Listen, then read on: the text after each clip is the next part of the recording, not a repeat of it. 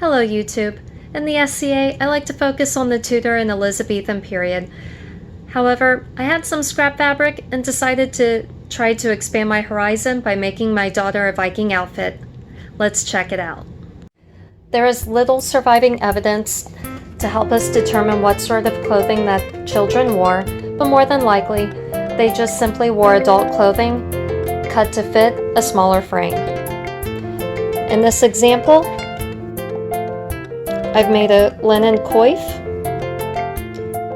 and I used the lucet cord that I made for the drawstring.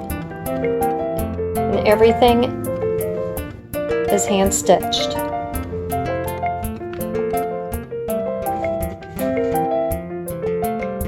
This coif is based on the Jorvik style.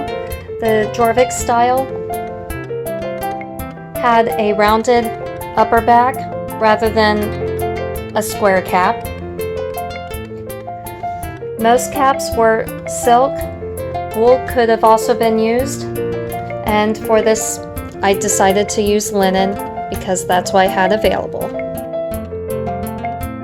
In my research, linen has not been found as a head covering at the burial sites, but it may have been a possibility.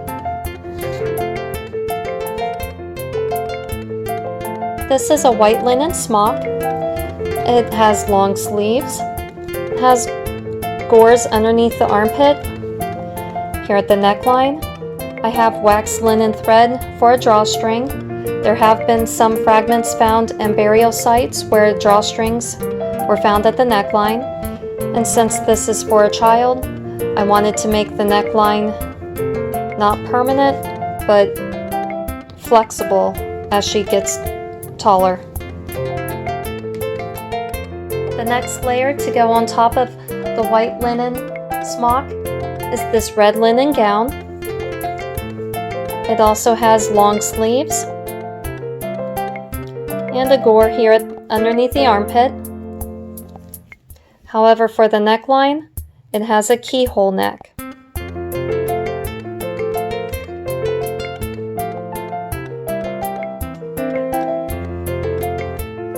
And all of this has been hand stitched, the same as the white linen dress. This is a blue wool apron dress with a tablet woven trim up at the top. On the front there are two loops for the brooches to go through, and then the straps to go up and over the shoulders. I made the straps out of blue linen to match her socks, and I also chose to make it out of linen because of the brooches that I used for the apron dress are small enough that by using the wool it was too thick to close the brooches. To hold the linen straps in place are these two brooches along with waxed linen thread that is holding a few glass beads that I made. Socks were optional depending on the wealth of the individual. When socks were available, they were usually made from undyed wool. However, linen deteriorates more easily than wool, and there is a lack of evidence for the linen. And since there is a lack of evidence, there is a possibility that they did wear linen socks and it just has simply deteriorated from the burial sites and we only find the wool socks. So for this project, I made blue linen socks that are all hand stitched.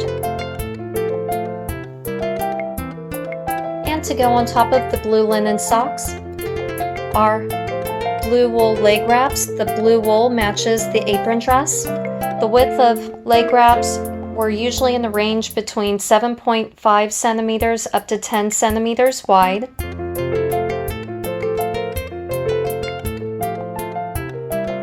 And they would measure around 102 centimeters long. And to go over her outfit, I have made a shawl. As you can see, I have pieced together different scraps of wool. For the Vikings, female shawls and mantles were approximately 1 by 1.5 meters in diameter or smaller. They were typically rectangular and would be folded over.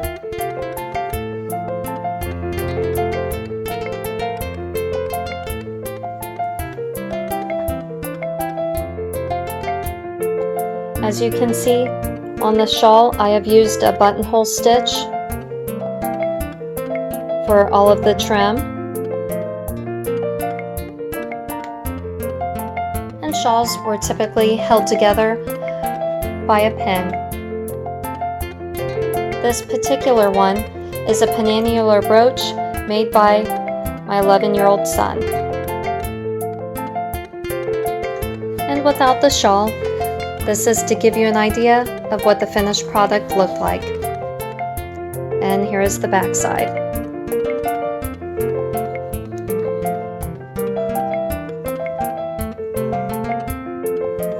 Thank you for watching. If you have any questions, please let me know, and I'm also putting some links down below for patterns and more information on how to make Viking garb. Thank you for watching and have a great day.